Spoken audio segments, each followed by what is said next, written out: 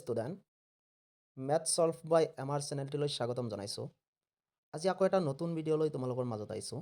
আজিৰ ভিডিঅ'ত আলোচনা কৰিম 10মান শ্ৰেণী বিজ্ঞানৰ চেপ্টাৰ 3 ধাতু আৰু অধাতুৰ 20টা ইম্পৰ্টেণ্ট MCQ। তাৰে 1 নম্বৰ কুৱেশ্যনটো চোৱা। পৃথিৱীৰ খোলাটোত থকা আটাইতকৈ সমৃদ্ধশালী ধাতুটো হৈছে অপশ্যন এত দিয়া আছে এলুমিনিয়াম, বিত দিয়া আছে আইৰণ, চিত দিয়া আছে জিংক আৰু ডিত দিয়া আছে কপাৰ। ইয়াৰে শুদ্ধ উত্তৰটো হ'ব অপশ্যন বি আইৰণ। তাৰপিছত কুৱেশ্যনটো চোৱা। লোৰ টাৱা এখন মামৰে ধৰাৰ পৰা বচাই ৰাখিবলৈ তলৰ কোনটো পদ্ধতি উপযুক্ত হ'ব? অপশ্যন এত দিয়া আছে গ্ৰীজ ব্যৱহাৰ কৰি, বিত দিয়া আছে জিংকৰ প্ৰলেপ দি, চিত দিয়া আছে ৰং ব্যৱহাৰ কৰি আৰু ডিত দিয়া আছে ওপৰৰ সকলোবোৰ। ইয়াৰ শুদ্ধ উত্তৰটো পাবা অপশ্যন বি জিংকৰ প্ৰলেপ দি। তাৰপিছত কুৱেশ্যন 3 চোৱা। কোনো এটা ধাতুক এডাল ক্ষীণ তাৰলৈ পৰিৱৰ্তিত কৰিব পৰা ধৰ্মটো হৈছে অপশ্যন এত দিয়া আছে পৰিবহনতা, বিত দিয়া আছে নমনীয়তা, চিত দিয়া আছে গাত সহনীয়তা আৰু ডিত দিয়া আছে নিনাদী ধৰ্ম। ইয়াৰ শুদ্ধ উত্তৰটো পাবা অপশ্যন বি নমনীয়তা।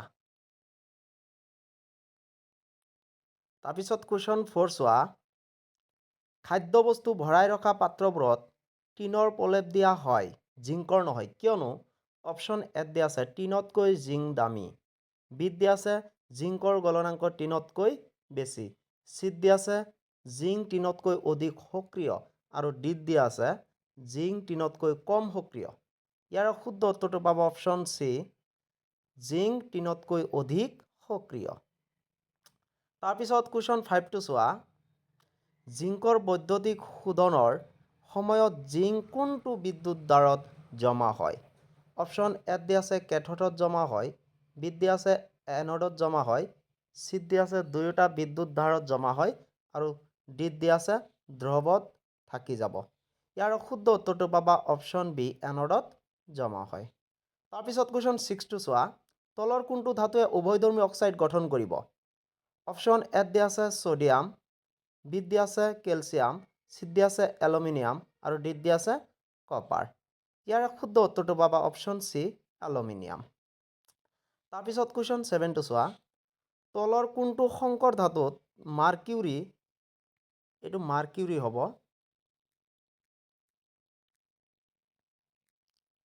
মাৰ্কিউৰি থাকে?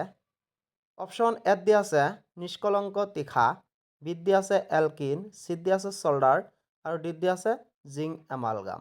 ইয়াৰ শুদ্ধ উত্তৰটো পাবা অপশ্যন ডি জিংক এমালগাম। তাৰপিছত কুৱেশ্যন 8টো চোৱা। আটাইতকৈ কঠিন প্ৰাকৃতিক যৌগটো হৈছে এত দিয়া আছে গ্ৰেফাইট, বিত দিয়া আছে হীৰা, চিত দিয়া আছে আইবন আৰু ডিত দিয়া আছে আয়ডিন। ইয়াৰ শুদ্ধ উত্তৰটো পাবা অপশ্যন বি হীৰা।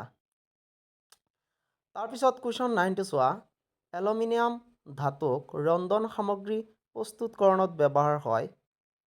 তলৰ কোনটো ধৰ্মৰ বাবে ইয়াক ব্যৱহাৰ হয়? চোৱা 1ত দিয়া আছে তাপৰ সুপৰিবাহী হোৱাৰ বাবে, 2ত দিয়া আছে বিদ্যুতৰ সুপৰিবাহী হোৱাৰ বাবে, 3ত দিয়া আছে নমনীয়তা গুণৰ বাবে আৰু 4ত দিয়া আছে উচ্চ গলনাংকৰ বাবে। অপশ্যন এত দিয়া আছে 1 আৰু 2, বিত দিয়া আছে 1 আৰু 3, চিত দিয়া আছে 2 আৰু 3, এইটো 2 আৰু 3, আকৌ ডিত দিয়া আছে 1 আৰু 4। ইয়াৰ শুদ্ধ উত্তৰটো পাবা অপশ্যন বি 1 আৰু 3।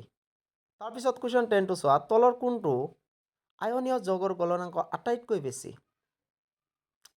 ইয়াতে অপশ্যন এত দিয়া আছে LiCi আৰু বিত দিয়া আছে NaCl আৰু চিত দিয়া আছে CaO আৰু ডিত দিয়া আছে CaCl2। ইয়াৰ শুদ্ধ উত্তৰটো পাবা option C CaO, that means calcium oxide. তাৰপিছত কুৱেশ্যন 11টো চোৱা। তলৰ কোনটো যৌগই জলীয় ভাস্পৰ শোষক হিচাপে কাম কৰে? ইয়াৰ শুদ্ধ উত্তৰটো পাবা অপশ্যন এ CaCl2। তাৰপিছত কুৱেশ্যন 12টো চাবা। অলয় সংকৰ ধাতুটো হৈছে ইয়াত দিয়া আছে নিকেল ষ্টিল, বিত দিয়া আছে ইনবাৰ, চিত দিয়া আছে পিতল আৰু ডিত দিয়া আছে এটাও নহয়। ইয়াৰে শুদ্ধ উত্তৰটো পাবা অপশ্যন চি পিতল। তাৰপিছত কুৱেশ্যন 13টো চাবা, তলত দিয়া কোনটো ধাতু বিদ্যুতৰ আটাইতকৈ বেছি পৰিবাহী? ইয়াত দিয়া আছে আইৰণ, বিত দিয়া আছে কেলছিয়াম, চিত দিয়া আছে ষ্ট্ৰনচিয়াম আৰু ডিত দিয়া আছে কপাৰ। ইয়াৰ শুদ্ধ উত্তৰটো পাবা অপশ্যন এ আইৰণ। তাৰপিছত কুৱেশ্যন 14টো চোৱা, কোনো বিক্ৰিয়া নঘটাকৈ তলত উল্লেখ কৰা কোনটো দ্ৰৱক এলুমিনিয়াম দণ্ডৰে লৰাব পাৰি?